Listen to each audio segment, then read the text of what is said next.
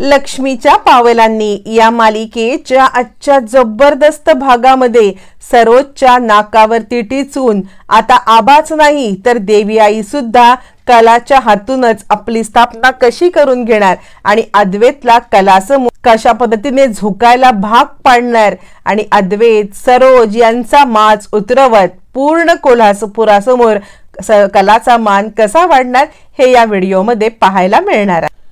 इकडे 14 ऑक्टोबरच्या भागामध्ये आता मात्र नैना सांगत असते, बघितलंस ना या घरातली लोक जशाच तशी वागतात, आता ते लोक माझ्याशी कशी वागतात बघ, मी या घरच्यांशी सगळ्यांशी चांगली वागते त्यामुळे ती लोक माझ्याशी खूप चांगली असतात, कधीही मला कुणी उलटसुलट काही बोलत नाही, कधीही कुणी मला या सगळ्यामध्ये काहीही बोलत नसतं। पण ही कला मात्र जे काही करते ना ते सगळं मोठेपणासाठी मिरवण्यासाठी हे सगळं ती करत असते आणि त्यामुळे या घरातली लोक तिच्यावरती चिडतात। यात काही वावगं नाहीये।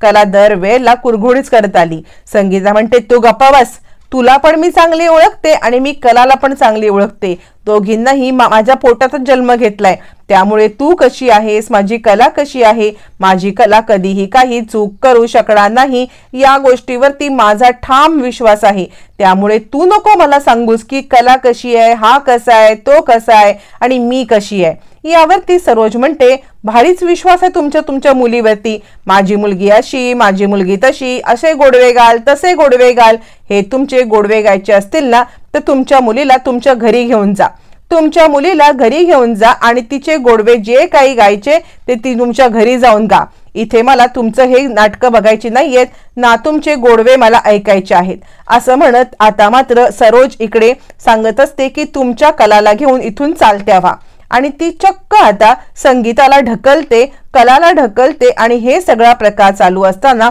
तिकडे नेमकी आबांची एंट्री होते। आबा हे सगळं पाहतात, चांदेकरांच्या घरामध्ये चाललेला हा सगळा प्रकार आबांना उघड्या डोळ्यांनी बघवत नसतो। ज्या पद्धतीने आता मात्र इकडे वागणूक मिळत असते कलाला, ज्या पद्धतीने आता मात्र वागणूक मिळत असते इकडे संगीताला, ती वागणूक आता मात्र पाहवत नसते आणि त्या वागणूक पाहवत नसल्यामुळे आबा खूप चिडतात। चिडलेले आबा संगीताला उभं करतात आणि आता इकडे सरोजला म्हणतात, सरोज काय चाललंय तुझं, म्हणजे चांदेकर फक्त पैशाने मोठे नाही आहेत तर चांदेकरांची अब्रू प्रतिष्ठा ही सगळ्यात मोठी आहे आणि आज जे काही तू केलंस ना ते चांदेकरांच्या अब्रूला धिंडवडे काढणार आहे। अगं आपल्या घरी आलेल्या पाहुण्याला सुद्धा आपण खूप रॉयल ट्रीटमेंट देतो, पण आज तू आपल्या व्याह्यांसोबत असं वागून स्वतःची लायकी सिद्ध केलीस। यावरती सरोज म्हणते आबा तुम्ही बोलूच नका, कारण या माणसांची जी काही लायकी आहे ना ती मला माहिती आहे, त्यामुळे तुम्ही मला सांगू नका। आबा म्हणता सरोज अगं तू इतकी बदललीस, आतापर्यंत या घरातली कर्ती स्त्री होतीस तू, आतापर्यंत या घराच्या कर्त्या स्त्रीचा मान तुला दिला, घर बिझनेस सगळं तुझ्या हातामध्ये दिलं आणि आज तू जे काही वागलीस ना त्यामुळे मला असं वाटतंय की माझा निर्णय चुकला सरोज, तुझ्यावरती मी विश्वास ठेवून खूप मोठी चूक केली। आज तू जे काही व्याह्यांसोबत वागलीस ना त्यामुळे माझी मान शर्मेने खाली झालेली आहे, या तुझ्या वागणुकीला माफी नाही सरोज। आजपासून आतापर्यंत सगळ्या चांदेकरांच्या जबाबदाऱ्या तू अंगावरती घेतल्यास, चांदेकरांच्या उत्सवामध्ये तू मोठी सून मिळवलीस, बिझनेसमध्ये तू सगळ्या जबाबदाऱ्या हातात घेतल्यास, कारण मी तुझ्यावरती मोठ्या अभिमानाने या सोपवल्या होत्या, पण आज मीच ज्याने तुझ्यावरती या सगळ्या जबाबदाऱ्या सोपवल्यात ना तोच मी तुला सांगतोय की आज तुझ्या संस्कारांची मला कीव येते सरोज आणि याची शिक्षा तुला मिळणार। यापुढे देवी आईच्या उत्सवामध्ये तू सामील व्हायचं नाही सरोज, देवी आईच्या उत्सवामध्ये कोणत्याही कार्याला पूजेला तू यायचं नाही असं म्हणत आबांनी सरोजची अशी काही कान उघडणी केलेली असते आणि त्यामुळे सरोज चिडते। आता काय करू, हिचे इतका मोठा अपमान कसा सहन करू, आणि मग ती इकडे आपला मोर्चा वळवते, तो म्हणजे संगीताकडे आणि कलाकडे। तुझ्यामुळे आबा आज माझ्याशी असं वागले, इतक्या वर्षामध्ये आबा कधी मला एक उणापुरा शब्द बोलले नव्हते, इतक्या वर्षात कधी आबांनी मला माझी लायकी सांगितली नव्हती, आज तुझ्यामुळे हे सगळं घडतंय, मी तुला कधी माफ करणार नाही आणि हे जे सगळं काही तू घडवलेस ना मी तुला एक शब्द देते की तू या घरामध्ये कशी येतेस पुन्हा तेच मी बघते. या घरातून तुझी कायमची हकलपट्टी करेन ना, तेव्हाच मी गप्प बसेन. असं म्हणत इतकं आबा बोलून, इतकं सरोजला आबांनी समजावून आणि इतकी मोठी शिक्षा देऊन सरोज मात्र काही तिचा हे हट्ट सोडायलाच तयार नसते. आणि काहीही झालं तरी मीच बरोबर, मीच खरी, मीच हे, मीच ते असं बोलत बसते आणि ती आत निघून जाते. ती आत निघून गेल्यावरती कला म्हणते, आई का आलीस तू इथे? तू इथे येण्याचं कारण काय होतं? हा तुझा अपमान मी नाही सहन करू शकत. मी या सगळ्यांची बोलणी ऐकते किंवा मी हे सगळं सहन करते, पण तुम्ही हे सगळं सहन करावं अशी माझी बिलकुल इच्छा नाहीये. प्लीज आई, तू इकडे येत जाऊ नकोस. म्हणजे या घरामध्ये तुझा होणारा अपमान मी नाही पाहू शकत. यावरती संगीता म्हणते, पोटच्या पोरीला जन्म दिला म्हणजे सगळं संपत नाही ग. माझी पोटची पोर कशी आहे या सगळ्याचा मला हे करायलाच पाहिजे ना. तुला कळतंय का तुझ्यासोबत जो अत्याचार होतोय तो मला समजत असून मी गप्प बसले तर मी कसली ग आई? यावरती कला सांगते, आई अगं पण तू हे सगळं बघून काय करणार आहेस? माझ्यासोबत तुझा अपमान झालेला मी नाही बघू शकत. यावरती आता इकडे संगीता सांगते, ज्याप्रमाणे तू आमचा अपमान नाही बघू शकत, आम्ही तुझ्यासोबत हे वागणं बघू शकतो आणि गप्प बसू शकतो. असं म्हणत संगीता आता कलाला समजवत असताना आबा येतात आणि म्हणतात, तुमचं बरोबर आहे, तुम्ही तुमच्या ठिकाणी बरोबर आहात, चुकलं ते आमचंच.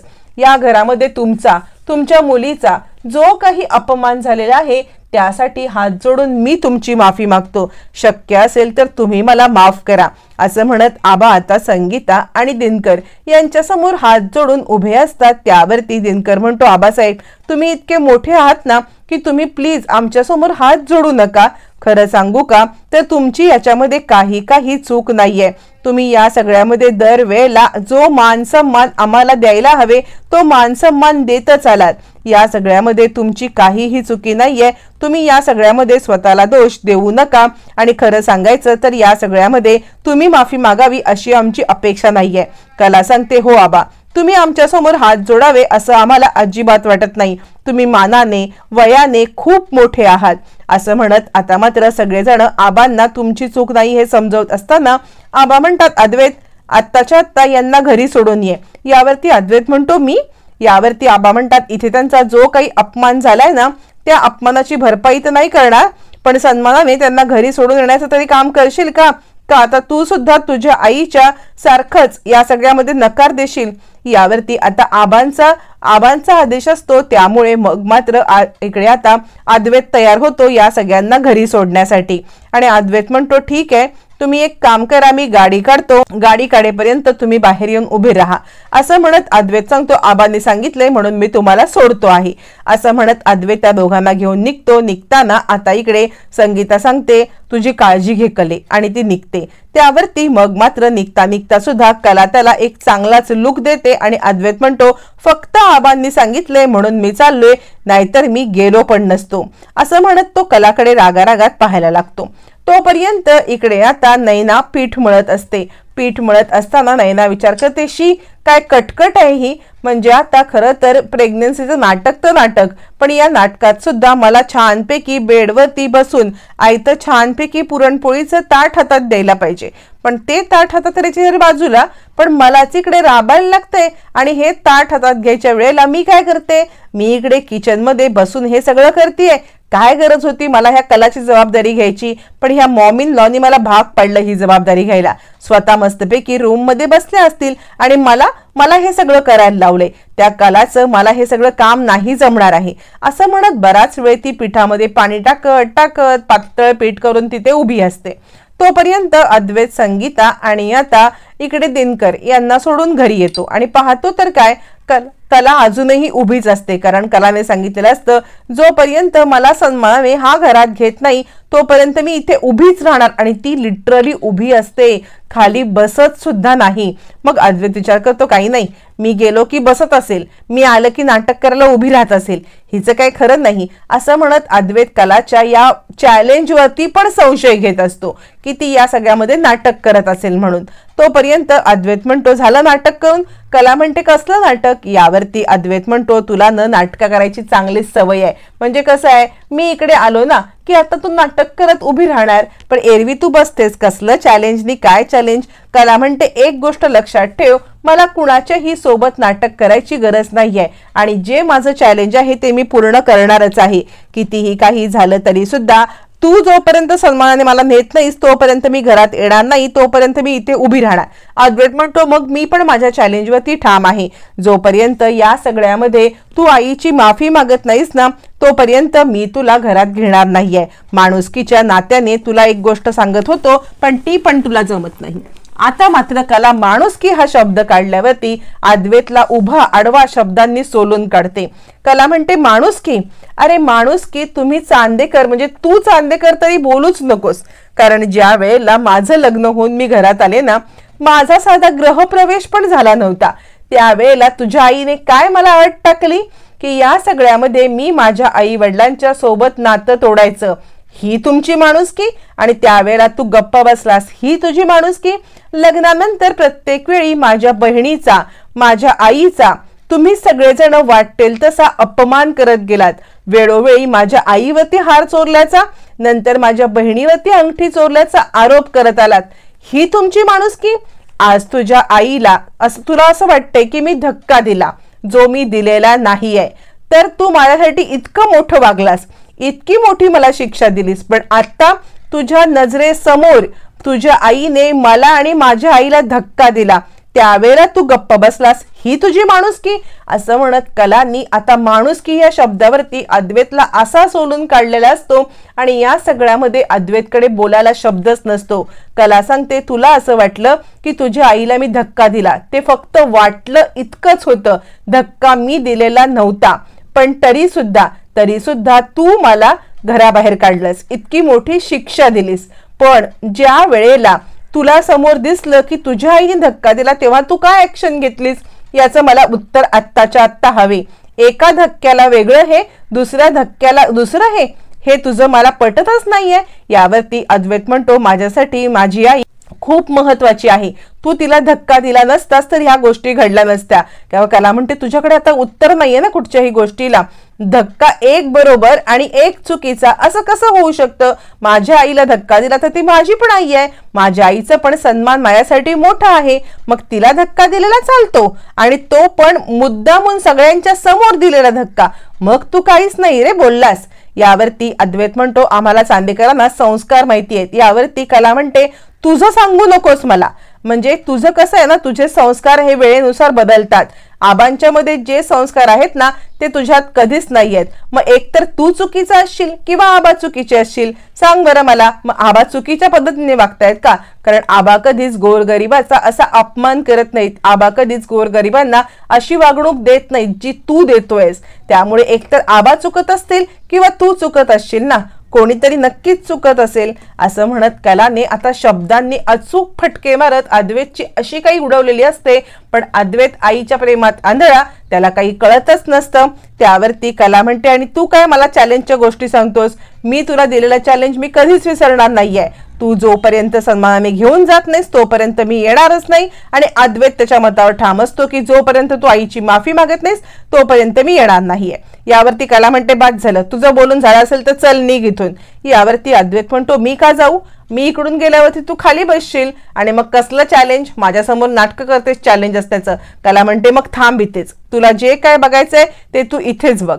असं म्हणत कला त्याला थांबायला सांगते. अद्वैत पण हट्टाने तिकडे थांबतो. मग त्यावेळेला कलाच्या मनामध्ये विचार येतो की आता देवी आईची स्थापना होणार आहे आणि माझ्या हातून देवी आईला काहीतरी नैवेद्य व्हावा अशी माझी इच्छा आहे, पण माझी अंघोळ पण नाहीये. मग ती अद्वैतकडे एक फेवर मागते.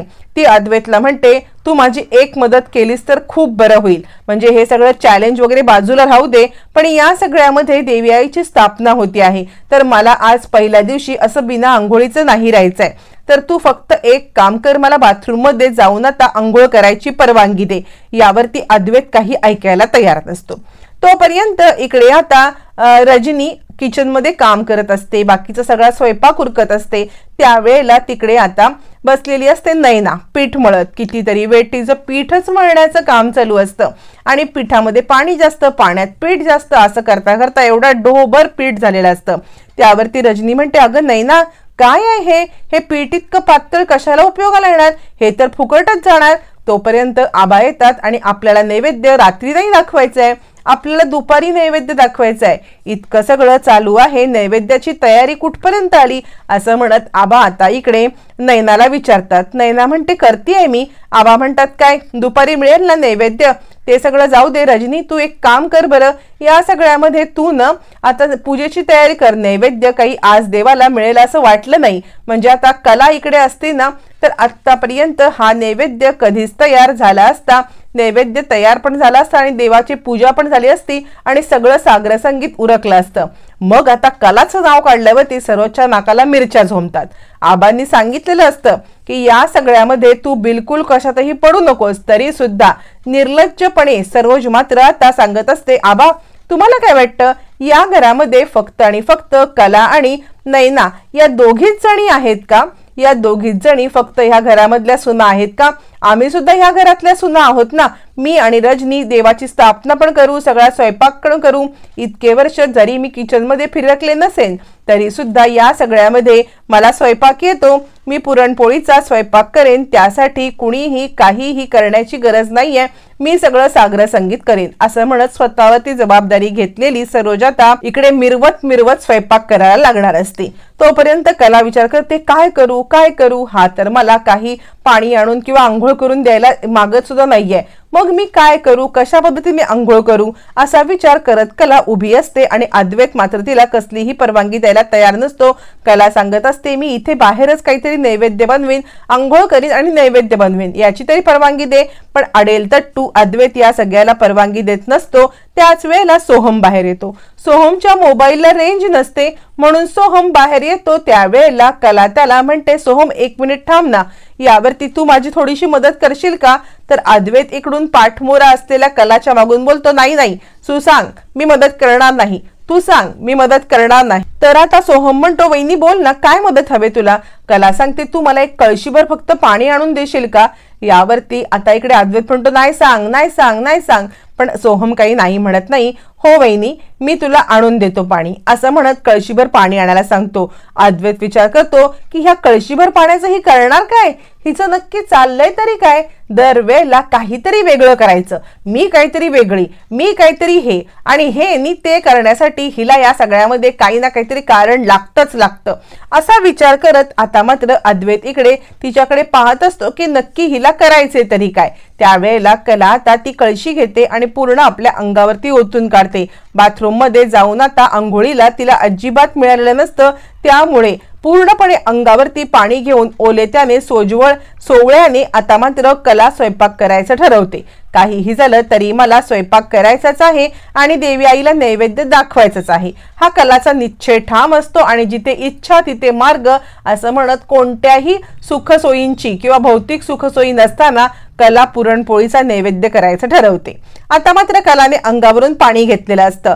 मग ती सोहमकडे दुसरा फेवर मागते. तोपर्यंत अद्वैत तिकडून निघून गेलेला असतो. मग कला म्हणते सोहम तू मला एक काम करशील का, मला खरं तर देवी आईसाठी काहीतरी गोडाधोडाचं बनवायचं आहे, तर तू मला घरातून काही सामान म्हणजे आता ती सांगते की थोडी डाळ, थोडं गूळ, थोडं पीठ, मैदा, जे काही नॉर्मली सामान लागतं पुरणपोळीसाठी ते पुरणपोळीसाठीचं सामान ती आणायला सांगते. पण ती सांगते की या सगळ्यामध्ये बाकी कुणालाही कळलं नाही पाहिजे की हे सगळं सामान तू मला आणून दिलेत, तू गुपचूप आणून देशील का मला. यावरती सोहम म्हणतो वहिनी तू काळजी करू नकोस, हे सामान तुला मी गुपचूप आणून देईन.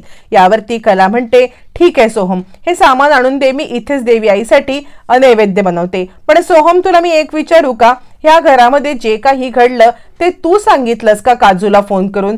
सोहम म्हणतो हो, म्हणजे मला इथे काही करताच येत नव्हतं, कारण इथे कुणी माझं काही ऐकतच नव्हतं, त्यामुळे मीच निश्चय केला की काहीही झालं तरी घरी सांगतो, कदाचित ती लोक इकडे येतील आणि काहीतरी सॉल्व्ह होईल. कला म्हणते बघितलंस ना तू, ती लोक इकडे येऊन काही सॉल्व्ह झालं का, उलट परिस्थिती बिघडली. यावरती सोहम म्हणतो मला त्यावेळेला जे योग्य वाटलं ते मी केलं.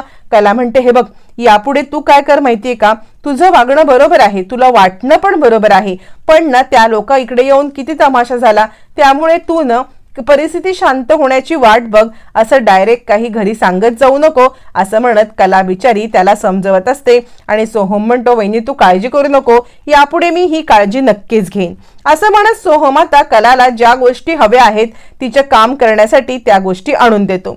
कला 3 दगडांची चूल करते. 3 दगडांची चूल करून कला तिकडे आता सगळं सागर संगीत मांडते आणि छानपैकी नैवेद्य करते. नैवेद्य म्हणजे काय, कलाने अचूक छान सुंदर पुरणपोळी केलेली असते. आता इकडे सरोजने सगळा मक्ता घेतलेला असतो. मी प्रसाद बनवीन, मी हे करीन, मी ते करीन आणि पुरणपोळ्या ती करते पण देवी आईला त्या कुचकट सरोजच्या हातच्या पुरणपोळ्या नकोच असतात. ज्या वेळेला पुरणपोळीचा नैवेद्य वाढायचा त्यावेळेला सरोज आपण बनवलेल्या मोठ्या टेचामध्ये पुरणपोळ्या उघडायला जाते. सगळ्या पुरणपोळ्या खाली जमिनीवरती पडतात. आता जमिनीवरती पडलेल्या पुरणपोळ्यांचा नैवेद्य कसा देवीला दाखवणार, सगळेच जण चिंतेमध्ये होतात आणि काय करायचं असा विचार करत असताना सोहम म्हणतो, मला माहितीये काय करायचं. कला वहिनीने बाहेर राहून आपल्यासाठी नैवेद्य बनवलाय पुरणपोळीचा, तो आपण दाखवू शकतो. आबा म्हणतात, देवी आईला सुद्धा कलाच्याच हातचा नैवेद्य हवा होता, जा सोहम पुरणपोळी आण, असं म्हणत सरोजच्या नाकावर टिचून आबानी तिचा असा काय माज उतरवलेला असतो आणि देवी आईने पण माज उतरवलेला असतो की तुझ्या हातच्या मला पुरणपोळ्याच नको. आणि कलाने बनवलेल्या चुलीवरच्या पुरणपोळ्या आता मात्र इकडे घेऊन येतो तो म्हणजे सोहम पुरणपोळ्या घेऊन येतो. कला नुकताच नैवेद्य दाखवत असते. त्या पुरणपोळीचा नैवेद्य आतल्या देवीला पण दाखवला जातो आणि आता सगळे आनंदाने जेवायला बसतात. कलाचं सगळं सफल झालेलं असतं. कलाचा नैवेद्य देवीपर्यंत पोहोचल्यावरती जेवायला बसल्यावरती आबा म्हणतात, मला फक्त नैवेद्याची जी पुरणपोळी आहे ना तेवढीच वाढा, मला जेवायचंच नाहीये. यावरती आता मात्र अद्वैत म्हणतो, पण आबा तुमची तब्येत. आबा म्हणतात, माझी तिकडे नातसून उपाशी आहे आणि मी इकडे जेवणार ते काही नाही, मी जेवणार नाहीये. यावरती अद्वैत म्हणतो, आबा तुम्ही काळजी करू नका, तुमची नातसून जेवेल याची मी खात्री करतो. मी तुमच्या नातसुनेला जेवायला लावेन, मग तर तुम्ही जेवाल ना, असं म्हणत आता मात्र सरोज हादरते. म्हणजे हा आता काय तिच्या मिन्नतवाऱ्या करून तिला जेवायला घालणार, असं आता सरोज विचार करत असताना अद्वैत जेवणाचं ताट भरतो आणि इकडे कलासाठी घेऊन येतो. कला तिकडे उभी असते. अद्वैत म्हणतो, ताट आणलंय, जेवून घे, असं म्हणत आता मात्र इकडे अंजूकडून ते ताट घेऊन येतो. कलाने तिकडे चूल मांडलेली असते आणि सगळं सागर संगीत जेवण पण केलेलं असतं. आता खरंच कला अद्वैतच्या विनंतीला मान देऊन जेवण करणार का की पुन्हा एकदा अद्वैतला इकडून धुडकावून लावणार, हे मात्र येणाऱ्या भागातच कळणार.